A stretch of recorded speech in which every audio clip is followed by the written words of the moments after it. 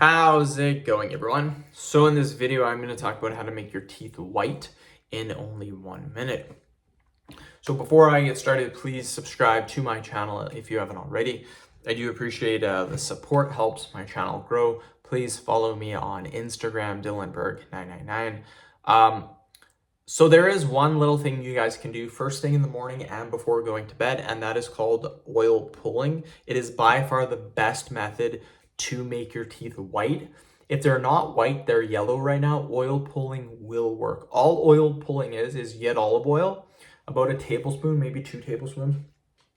Swish it in the front of your mouth like this for 30 seconds. Once the 30 seconds is done, you spit it out. Do it morning before going to bed. After 2 to 3 days, your teeth will slowly start to get white again. I guarantee you. Look at my teeth.